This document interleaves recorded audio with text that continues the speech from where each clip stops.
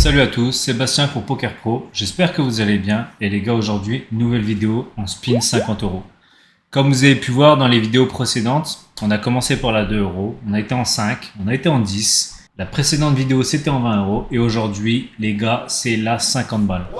La 50 euros les mecs, on peut commencer à prendre des mois à 5 chiffres si on fait un volume assez conséquent, entre 4500 et 6000 games, plus aux alentours quand même de 6000 games, avec un CEV correct. Dans cette vidéo les mecs, vous allez voir, quand je vais lancer les tables, normalement je devrais avoir pas mal de réguliers. On trouve beaucoup de tables avec soit de réguliers, soit un récréatif, soit un régulier. Les tables avec deux récréatifs sont un peu plus rares, il faut des créneaux un peu différents. Sans plus attendre les mecs, on se donne rendez-vous tout de suite pour bataille avec la 50 euros. On a deux petites tables là. Ça met toujours un peu de temps avant d'arriver. 50 euros c'est une limite où justement il y a de moins en moins de monde. Vous voyez, là je peux être sûr qu'à ma gauche c'est un régulier. Il s'est inscrit sur deux tables et la table s'est pas remplie. Donc du coup c'est un régulier à ma gauche sur les deux tables. Est-ce que ça va être un récréatif ou pas à ma droite? On va le savoir tout de suite. Alors le régulier qui est... Ok, donc déjà on a deux règles sur les deux tables. Ce qui est normal, hein, c'est de la 50 euros. Faut pas l'oublier les amis. À 3 bêtes sizé à ce roi en bataille de blindes. Notre adversaire colle. En fait top pair. On n'a pas trop de raison de bet cher ici. On va partir sur du 1 quart. On va shove la turn avec As-Roi. Une colle 10. Ouais, un peu ambitieux quand même. Sur le 7 et 3, on va check raise. C'est un flop où on touche assez souvent. Dans le sens où on a des 4, des 5. On a des brelans ici. Donc on va check raise. On va c-bet un tiers la turn. Enfin, on va 2 barrels, pardon, la turn.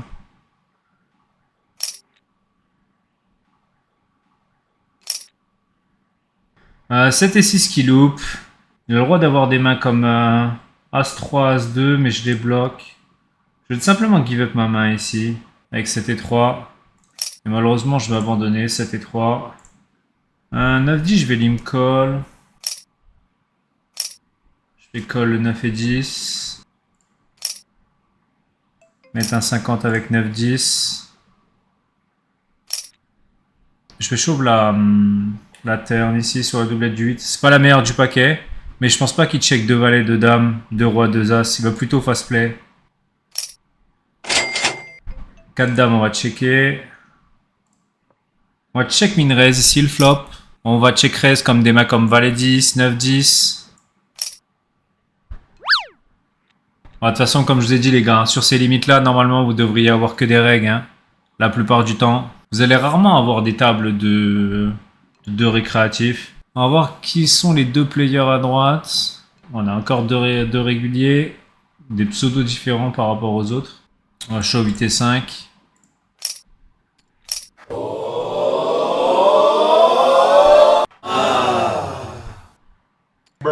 Roi 3, on va limper. Flop de race, on va bet à haute fréquence. Donc du coup, je bet mon roi. Il a des rois qui sont meilleurs que moi. On a 2 barrels la turn. 7 et 2 qui rentrent. Il a pas roi 2, il a pas as 2. Ah, je suis obligé de call. Je comprends pas pourquoi il a check shove la turn alors qu'il avait sa meilleure hauteur. C'est plutôt des mains que j'aime bien check call si j'ai des bluffs chez moi. Donc du coup, s'il y a des bluffs chez moi, c'est des mains que j'aime bien call, le dame 8. Bon, une nouvelle table qui se lance à gauche du coup. De nouveau un nouveau reg et un récréatif. Récréatif agressif, j'ai mis quoi comme note dessus? Aggro vs limp en bataille de blindes. Ok. Donc du coup on n'aura pas cette occasion puisque c'est quand il était à ma gauche. Parce que là les coups en bataille de blindes seront des coups je serai IP sur mon adversaire. Donc faudra voir. C'est marrant le coup avec dame 8 tout à l'heure quand j'y repense en vrai. Je vois pas pourquoi il va check shove la turn. En fait j'arrive pas à savoir qu'est-ce que ça accomplit en fait. Parce qu'en vrai, t'as ta meilleure hauteur, ta hauteur d'âme. Si j'ai pris un pur bluff et que j'ai 2 barrels et que j'ai une main, je vais jamais 2 barrels un 2x. Je peux potentiellement 2 barrels un 7x avec un bon kicker. Parce que j'estime que t'as pas le droit dans ce spot, ou du moins pas à très haute fréquence. Mais je vois pas l'intérêt de check shove. Parce que t'as ta meilleure dame. Encore que tu me check shove une main avec flush draw hauteur 10, hauteur 9. Je dis pas, ça a son sens que t'as pas de hauteur. Mais j'ai pas trop compris pourquoi il m'a fait ça avec hauteur dame. Pas trop fan de son play. 9-10, on va shove. En espérant qu'il fold. 4 et 5, pareil, on va shove à cette dipitude en espérant qu'il fold. Malheureusement, il touche l'as à droite. 4 et 5, on est tombé contre as 2. Ah, malheureusement, il fait l'as. Ah, on fait le 5 peut-être? Non, dommage. On se retrouve à 2 blindes.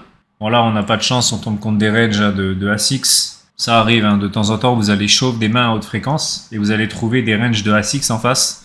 Vous pouvez rien faire, hein, c'est le poker. Ok, on a un nouveau reg. Et je crois de nouveau reg aussi. Je vais 3 bêtes chauves ici. As-Valet. Big blind vs bouton. Et on va partir à tapis avec As-3 en bataille de blindes. Parce que 3,70, il est censé call out fréquence. Voilà, on a encore un As-X. En plus, le fait que j'ai 2 under au 5 et au 6, ben, ça veut dire qu'il est censé gagner à la hauteur si ça fait brick-brick. On a de la chance, on fait ventral. As-3, on va 3 bêtes chauves. On n'a pas de 3 bêtes sizes et d'habitude sur un open bouton.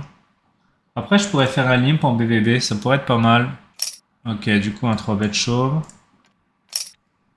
Ok, on est devant, on a de la chance. On fait l'as tous les deux. Ok, cool.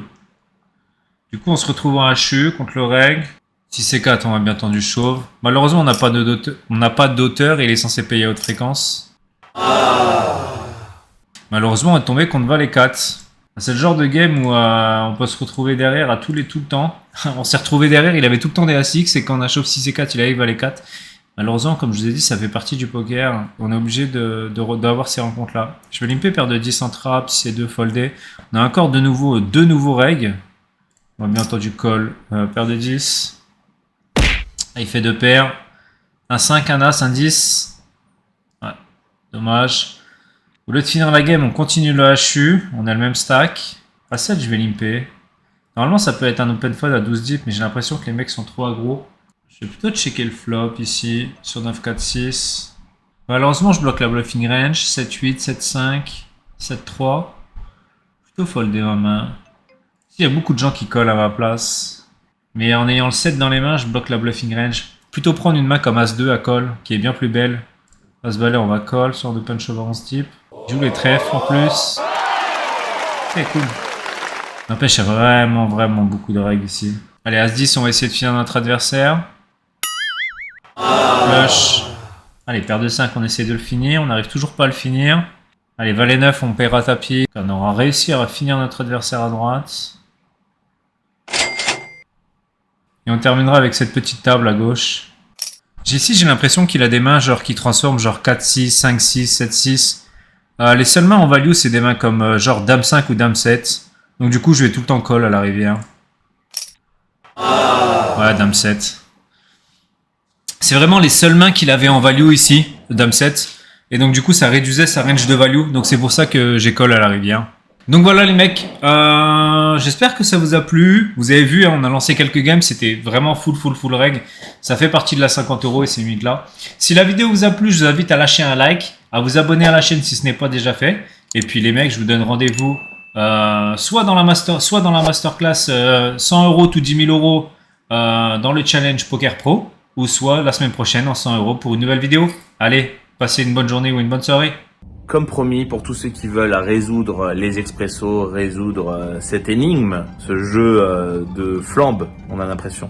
C'est Bastien qui va vous expliquer tout ça dans cette masterclass complètement offerte pour vous décrypter les sit and go jackpot de A à Z et que vous puissiez gagner sur des petits buy-in dès maintenant. Mais il va vous expliquer tout ça bien mieux que moi parce que c'est sa spécialité aujourd'hui. En plus du cash game online, c'est quelqu'un que j'estime énormément. Allez voir sa masterclass directement, elle est offerte, elle est dans la description. Enjoy.